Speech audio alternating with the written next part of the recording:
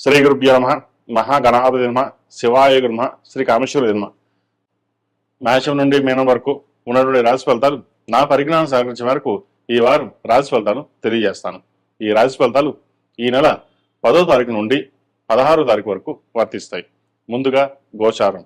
మేషంలో రవి బుధులు, వృషభంలో శుక్రుడు, మిథున రాశిలో గురువు, సింహరాశిలో కేతువు, కుంభరాశిలో రాహు, మేన్ రాశిలో శని, కుజులు.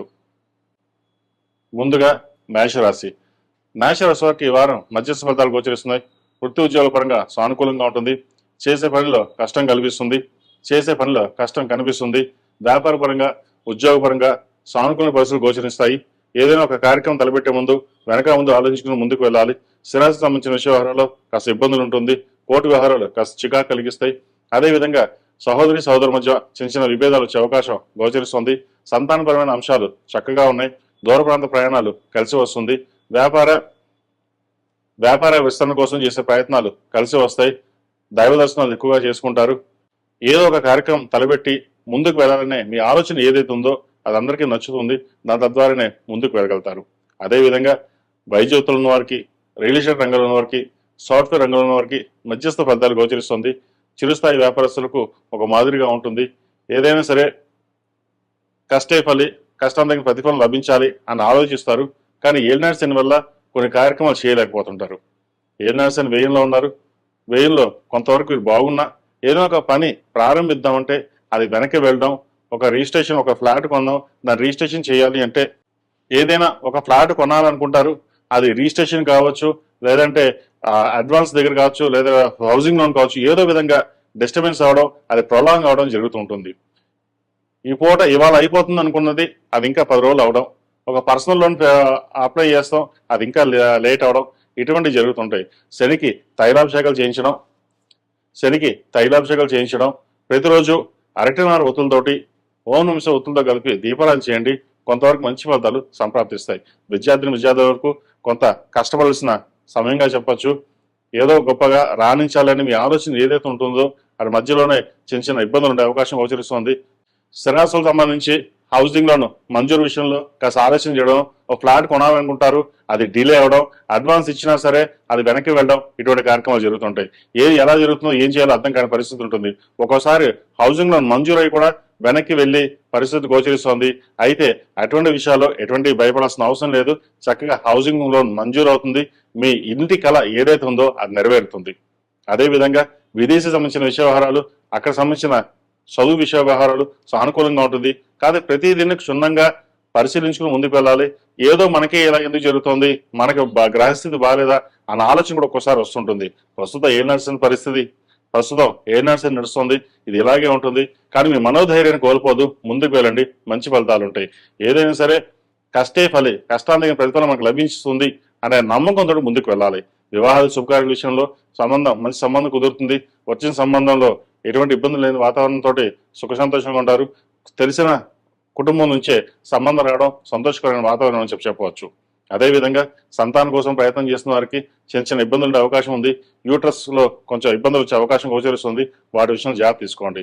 ఈ రాశి వారు ప్రతిరోజు ప్రతినిత్యం ఓం నమస్తే ఒత్తులతోటి, అరటినార ఒత్తులతో దీపారాధన చేయడం, మంగళవారం నాడు, శనివారం నాడు సుబ్రహ్మణ్య స్వామి వారికి అభిషేకం చేయడం, 8 మంగళవారాలు సుబ్రహ్మణ్య స్వామి అభిషేకం, 8 శనివారాలు శనికి తైలాభిషేకం చేయించడం చెప్పదగిన సూచన. అదేవిధంగా ఈ రాశి వారు అఘోర పాశుపత హోమం చేయించుకోవడం చెప్పదగిన సూచన. ఈ రాశిలో జన్మించిన వారికి కలిసి వచ్చే సంఖ్య 6, కలిసి వచ్చే రంగు నావీ బ్లూ. ఏదైనా పని మీద బయట వెళ్ళినప్పుడు గురువారం కానీ శనివారానికి వెళ్ళండి, మంచి ఫలితాలు సంప్రాప్తిస్తాయి. తదుపరి కుంభరాశి వారికి ఈ వారం మధ్యస్థ ఫలితాలు గోచరిస్తున్నాయి. అదేవిధంగా మిశ్రమ ఫలితాలు గోచరిస్తుంది. వృత్తి ఉద్యోగ పరంగా వ్యతిరేకత ఎక్కువగా ఉంటుంది. కష్టానికి తగిన ప్రతిఫలం చాలా తక్కువగా ఉంటుంది. రూపాయికి 2 రూపాయలు ఖర్చు ఉంటుంది.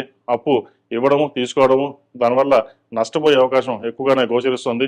వృత్తి ఉద్యోగ పరంగా ఉద్యోగం చేస్తున్న వారికి కొంతవరకు బాగున్నా కూడా ఉద్యోగ ప్రయత్నాలు కొత్తగా చేసుకుని వచ్చిన ఉద్యోగం మారాలి, ఉన్న ఉద్యోగంలో పై స్థాయికి ఎదగాలి అనే ఆలోచనలు ఏవైతే ఉన్నాయో ప్రస్తుతం విరమించుకోవడం చెప్పదగింది. ఉన్న ఉద్యోగంలోనే స్థిరంగా ఉండి నిర్ణయాలు తీసుకుని ముందుకు వెళ్తే చక్కగా కలిసి వస్తుంది. అదేవిధంగా సంతానం సంబంధించిన విషయ వ్యవహారాలు, ఆరోగ్య విషయ వ్యవహారాల్లో కొన్ని జాగ్రత్తలు తీసుకోవాలి. కోర్టు సంబంధించిన విషయ వ్యవహారాలు ఇబ్బంది పెడుతుంది. స్థిరాస్తులకు సంబంధించిన విషయ వ్యవహారాలు కూడా నష్టపోయే అవకాశం ఎక్కువగా గోచరిస్తోంది. సహోదరి మధ్య ఆస్తి వివాదాలు తారస్థాయికి చేరడం, ఇంకా మనకి ఆస్తి పంపకాలు జరగాలి అనే భావన కూడా ఎక్కువగా ఉంటుంది. ఏమి పాలు పోసిన ఏది పాలు పోని పరిస్థితి గోచరిస్తుంది. అయోమయమైన పరిస్థితి ఎక్కువగా ఉంటుంది. ఏది నిర్ణయం తీసుకునే పరిస్థితి గోచరిస్తోంది. అందుకే కాబట్టి ప్రతి విషయాన్ని క్షుణ్ణంగా ఆలోచించుకుని ఒక నిర్ణయం తీసుకోవాలి. అంతే తప్ప ఆ, స్థిరమైన నిర్ణయాలు లేకుండా ముందుకు వెళ్ళినట్లయితే ఇబ్బంది పడతారు. రియల్ ఎస్టేట్ రంగంలో ఉన్న వారికి, సాఫ్ట్వేర్ రంగంలో ఉన్న వారికి కాలం చక్కగా ఉంది.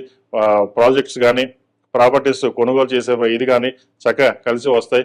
చేసే పనిలో కష్టం తెలుస్తుంది. 10 మందిలో గుర్తింపు తెచ్చుకోగలుగుతారు. అదేవిధంగా వైద్య వృత్తులు ఉన్న వారికి కాస్త ఇబ్బందికరమైన వాతావరణం ఉంటుంది. పౌల్ట్రీ రంగంలో ఉన్న వారికి, కాస్మెటిక్స్, బ్యూటీషియన్స్, టెక్నికల్, సినిమా, కళా రంగాల వారికి, accounts, chartered accounts, finance sectors ఉన్న వారికి అంత అనుకూలంగా లేదు. సప్తమంలో కేతు ఉన్నారు. భాగస్వామి మధ్య విభేదాలు వచ్చే అవకాశం ఎక్కువగా గోచరిస్తోంది. వాటి విషయంలో జాగ్రత్త వహించాలి. చతుర్థ భాగ్యాధిపతి అయిన శుక్రుడు చతుర్థ స్థానంలో ఉన్నారు. దుర్వ్యసనాలకి దూరంగా ఉండడం, ఏదైనా సరే ఫ్రెండ్స్ మాట వినేసి ఇంట్లోతో ఇబ్బంది పడడం అనేది జరిగే అవకాశాలు గోచరిస్తోంది. ముఖ్యంగా సంతానం సంబంధించిన విషయాలలో సాధ్యమైనంతకు జాగ్రత్త వహించడం చెప్పదగిన సూచన. విద్యార్థులకు కాలం అనుకూలంగా ఉంది. కష్టాంతికి ప్రతిఫలం ఈ వారం లభించే దశగా గ్రహగతులు గోచరిస్తోంది. సప్తమాధిపతి అయిన రవి తృతీయంలో ఉన్నారు. అదేవిధంగా పంచమ అష్టమాధిపతి అయిన బుధుడు తృతీయంలో ఉన్నారు. చక్కగా ఉంది. ఒక కార్యక్రమానికి, ఒక నూతన కార్యక్రమం ప్రారంభించాలనే యోచన చేస్తారు. అది చక్కగా ప్రారంభించండి. కలుసుకోవడంగా ఉంటుంది. అదేవిధంగా వివాహ సంబంధించిన విషయాలు సానుకూలంగా ఉంది. మంచి సంబంధం కుదురుతుంది. సంతానపరమైన విద్యా విషయాలు, ఉద్యోగ విషయాలు ఏవైతే ఉన్నాయో ఈ వారం చాలా వరకు వీరికి అనుకూలంగా ఉంటుంది. ఈ రాశివారు ప్రతిరోజు ప్రతినిత్యం అష్టమూలికా తైలంతో ప్రతినిత్యం నువ్వుల నూనెతోటి దీపారాధన చేయడం, లక్ష్మీ తామర ఒత్తులు, జిల్లేడు ఒత్తులతోటి దీపారాధన నిత్యం ఉదయం సాయంత్రం చేసినట్లయితే మంచి ఫలితాలు సంప్రాప్తిస్తాయి. ఈ రాశి వారు పంచముఖి రుద్రాక్ష మెడలో ధరించడం చెప్పదగినది. అదేవిధంగా ఆడవారు కాలభైరు రూపు, ఇంద్రాణి రూపు మెడలో వేసుకోవడం చెప్పదగిన సూచన. కుదిరితే అఘోర పాశుపత హోమం చేయించండి. మంచి ఫలితాలు ఉంటాయి. ఎందుకంటే వీరికి ఏళ్ళనాటి శని నడుస్తుంది. ఏళ్ళనాటి శని ద్వితీయంలో ఉన్నారు. అదేవిధంగా తృతీయ దశమాధిపతి అయిన కుజుడు కూడా ద్వితీయంలో ఉన్నారు. కుటుంబ స్థానంలో కుటుంబ పరంగా ఇబ్బందులు లేకుండా ఉండడం కోసం అఘోర పాశుపత హోమం చేయించుకోవడం చెప్పదగిన సూచన.